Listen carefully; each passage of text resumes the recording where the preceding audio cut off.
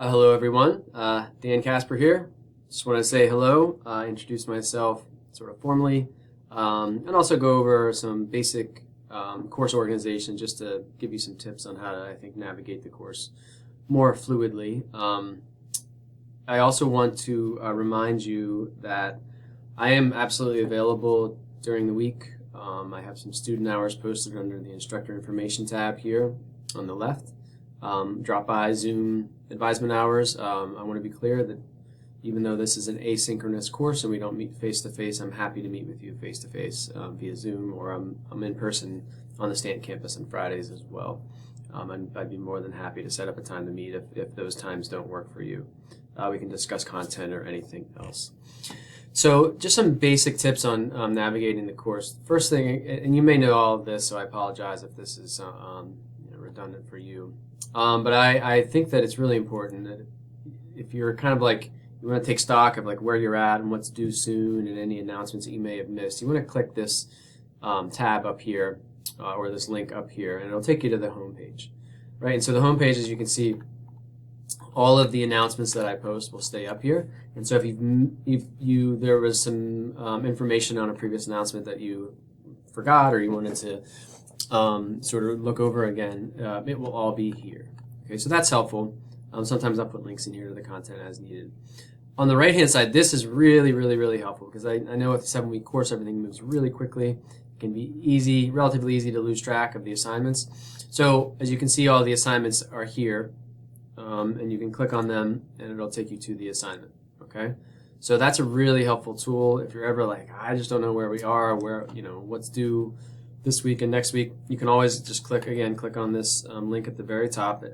No matter where you are on Canvas, you can always click on that link, and then you can see your assignments here, and you can click on it as well. And then you can see upcoming assignments, or past assignments anyway, as well. You can see the whole calendar. You can click on the calendar and go to a calendar day and so forth. So I'll let you play around with that. Also, because I haven't done any assignments, I'm that slacker student right now.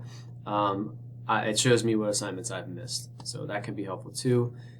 Go through the course policies to find out that which assignments you can do late and which you can't. Most of our weekly quizzes are not accepted late, so extenuating circumstances are always entertained. So if there's something that's preventing you from being successful and completing stuff on time, please just reach out to me and let me know. Okay, so that's a really good tip number one. Helps you navigate through the assignments and see what's due and not. When you're engaging with the content, you've probably noticed this by now, but the main tab you're going to work with is the Lessons tab. Okay, and so the lessons are broken up into weeks. The lesson tab is broken up into weeks. So if you click on week 1, you can see it's lesson 0 and 1. Week 2 is lesson 2 and 3, and so on. Okay, so I'll continue that format throughout the semester. It's going to go week to week. And then hopefully by now you have had a chance to look through these lesson tabs, and you'll know that the format of every week is pretty much the same. A little bit of a lesson introduction, some key information. This, again, is another way to keep track of what needs to be done. There's a to-do list every week at the end of that lesson introduction. And then you have your readings and videos, so the course content every week, and it's going to be in this format. Okay, and then of course you have your analytical questions, and if there's a discussion board, it'll be there as well. The due dates are always listed on here. In terms of going through the readings and videos, my suggestion, for what it's worth, is to click on that tab. So the lesson 1, readings and videos, I click on this, and this pops up, just so it's a little easier for me to sort of keep track. But it's up to you. And then you can just go through each one, right? Once you're done with this, you got your, it's going to be some readings and videos, and then you can go to the next. There's a lesson summary, readings and videos, lesson summary, and so on and so on. Okay. If you want to make this YouTube video bigger, you can click on the title. See if I click on the title here.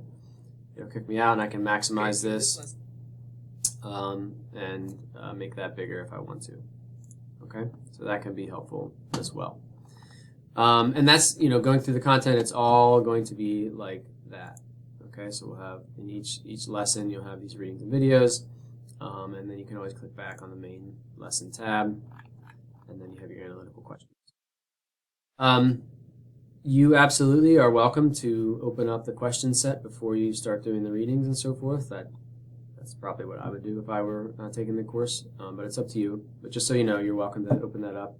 Remember, for each of these, you get 2 tries. I will only grade the second attempt unless you tell me otherwise. Okay? So that's basically how to get through the content. And you can see there's lesson 1, here's lesson 2. Now, once we get to starting with the second lesson, I would take a minute to go through this lesson review. So I always add a review of the previous lesson. And just kind of like ask yourself these questions. See if you can answer these questions. If you can answer these questions, you should be in pretty good shape for exams. And sort of like the content that you're supposed to learn is summarized here for the most part. And that's pretty much how the course is going to run. If you have all the policies are here, so I'm not going to go through all these. You can read these, and you have to take the orientation quiz. But this gives you all the due dates for everything, the expectations, late policies, and so forth. So I'll let you read through that. And then I want to, hopefully because this can be really helpful. So all the PowerPoints are listed under this PowerPoints Lecture Videos tab. Okay, so if you click on the PowerPoints, it takes you out to the Google Drive folder. All the PowerPoints are here. I'll update these as needed throughout the semester. But you can see it's basically broken down into lessons 1, 2, 3, 4, 5. Sometimes there's multiple per lesson. So you can always look at those PowerPoints, and they should very closely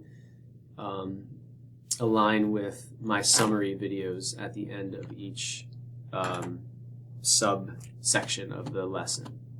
Okay, so you can sort of follow along, use those as study guides, use those as reference for when you do your quizzes and so forth.